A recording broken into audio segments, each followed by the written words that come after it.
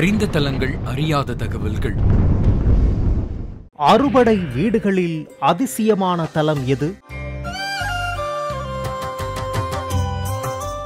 சனிதோஷம் உள்ளவர்கள் முருகப்பெருமானை வழிபடலாமா?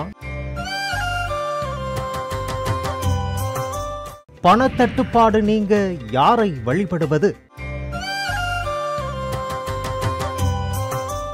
நோயை தீர்க்கும் முருகனின் அருட்பிரசாதம் கேள்விப்பட்டிருக்கிறீர்களா? பக்தர்கள் பாத யாத்திரை செல்ல காரணம் என்ன தெரியுமா? கந்த கடவுள் ஞான வடிவாக அருளும் தலம் எது? மாயோன் முருகனிடம் வரம் பெற்ற மன்னரை அறிவீர்களா? இப்படி பல்வேறு கேள்விகளுக்கு விடையளிக்கிறது இந்த அறிந்த தலங்கள், அறியாத தகவல்கள் நிகழ்ச்சி. அறுபடை வீடுகள் அருந்தமிழ் புலவர் நக்கீரர் அவர் அடையாளம் காட்டிய முருகன் தலங்களில் மூன்றாவது தலம் திரு ஆவினன்குடி. இத்தலம் அமைந்திருக்கும் தலமான பழனியம்பதியை அதிசயம் அநேகமுற்ற பழனி என்று முருகன் அடியாரான அருணகிரிநாதர் கூறியுள்ளார். வள்ளல் முருகப்பெருமான் ஞானப்பழமாகிய நின்று அருள் புரியும் அற்புத தலம் இப்பழனி. 18 சித்தர்களில் ஒருவரான போகர் சித்தர் தன் உபாசன தெய்வமான அன்னை புவனேஸ்வரியின் அறிவுரைப்படி பழனி மலையில் தவம் இருந்தார். அவரது தவத்திற்கு இறங்கிய பழனியாண்டவர் தன்னை பிரதிஷ்டை செய்யும் முறை மற்றும் செய்ய வேண்டிய வழிபாட்டு முறைகளை சொல்லி மறைந்தாராம். அதன்படி மூலவர் தண்டாயுதபாணி சுவாமியின் திருவுருவத்தை உருவாக்கி ஆகம விதிகள் படி கற்ப கிரகத்திற்குள் பிரதிஷ்டை செய்தார். பழனிமலை மூலவர் சந்நிதியில் சுவாமி விக்கிரகத்தின் மீது அரைத்த சந்தனம் ஒன்றை வைத்து ஒரு கோவணம் உடுத்தி இரவில் சுவாமியின் காலடியில் ஒரு கிண்ணத்தை வைத்து விடுவார்களாம். மறுநாள் காலையில் அந்த சந்தனமானது உருகி கிண்ணத்தில் கிடக்குமா.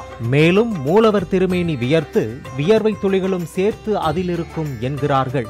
விடியற்காலையில் விஸ்வரூப தரிசனத்திற்கு செல்லும் பக்தர்களுக்கு அந்த பிரசாதம் கிடைக்க வாய்ப்புண்டு. இந்த அருள் பிரசாதம் நோயையும் குணப்படுத்தும் என்கிறார்கள். மேலும் மூலஸ்தானத்தில் முருகன் அருகில் சிறிய பேழை ஒன்றில் தாய் பார்வதியும் தந்தை பரமேஸ்வரரும் லிங்க வடிவத்தில் இருப்பதாகவும் அந்த லிங்கத்தை முருகனே பூஜிப்பதே இத்தலத்தின் ஐதீகம். திருவாவினன்குடி வந்து தன்னை வழிபட்டால் சனியால் ஏற்படும் தொல்லைகள் தீரும் என நிடத நாட்டு அரசன் நித்தியநாதனுக்கு முருகப்பெருமான் வரமளித்திருப்பதாக கூறப்படுவதால் பழனிமலை அடிவாரத்தில் இருக்கும் திரு ஆவினன்குடி சனிதோஷ பிரகார தலமாகவும் விளங்குகிறது. ஜாதகத்தில் ஜென்ம சனி, 7.5 சனி, அஷ்டமத்து சனி போன்ற சனி பகவானின் கோச்சார நிலைகள் மற்றும் சனி தோஷம் இருப்பவர்கள் அவசியம் திரு ஆவினன்குடி திருத்தலத்தை வழிபட வேண்டும். ஆகவே பாத யாத்திரை செல்வது பழனி முருகனுக்கு மிகவும் விசேஷம்.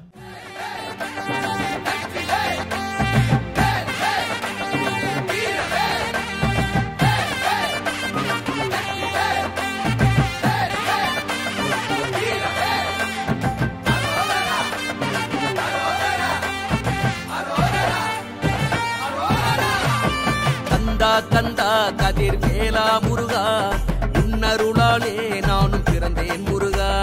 கந்தா கந்தா கதிர் வேலா முருகா, உன்னருளாலே நானும் வளர்ந்தேன் முருகா. மாலை அணிந்து வந்தோம், காவடி தூக்கி வந்தோம், நடையாய் நடந்து வந்தோம், அழகு குத்தி வந்தோம். ரோகர கோஷம் போட்டு அறுபடை நாடி வந்தோம். ரோகர கோஷம் போட்டு அறுபடை நாடி வந்தோம், அழகனை காண வந்தோம் கந்தன் அருளே. குறிப்பாக சனிதோஷ நிவர்த்தி தலமாக விளங்கும் பழனிக்கு அதிகளவில் பக்தர்கள் பாத யாத்திரை வர காரணமும் இதுவே. பாத யாத்திரை செல்வதால் கரும பலன்களால் உண்டாகும் மரபு வழி நோய்களும் நீங்கும். மேலும் பழனிக்கு சென்று ராஜ அலங்காரத்தில் காட்சியளிக்கும் தண்டாயுதபாணி சுவாமியை தரிசித்தால் ராஜயோக வாழ்வு கிடைக்கும் என்பது பக்தர்களின் நம்பிக்கை. அதே நேரத்தில் ஆண்டி கோலத்தில் முருகனை பார்க்கலாமா என்ற கேள்வியும், ஆண்டி முருகனை தரிசித்தால் ஏழ்மை நிலை உருவாகும் என்ற மூட நம்பிக்கையும் பலரிடத்தில் உள்ளது. உண்மையில் ஆண்டியாய் பழனிக்கு வருபவர்களையும் வாழ்க்கையில் அரசனாக்குவேன் என்பதே பழனி முருகனின் வள்ளல் குணம். பணத்தட்டுப்பாடு இல்லாமல் இருக்க பழனி முருகனை வழிபடலாம். முருகென்றால் அழகுதான், அழகென்றால் முருகன் தான், முருகென்றால் அழகுதான். அழகென்றால் முருகன் தான், அறுபடை வீட்டில் அரசாளும் குமரன் தான்.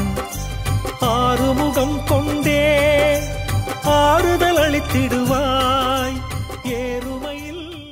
முத்தமிழ் கடவுளாம் முருகனின் 3ஆம் படை வீடான திரு ஆவினன்குடி மற்றும் பழனிமலையில் பல்வேறு சிறப்புகளை தெரிந்து கொண்டோம்.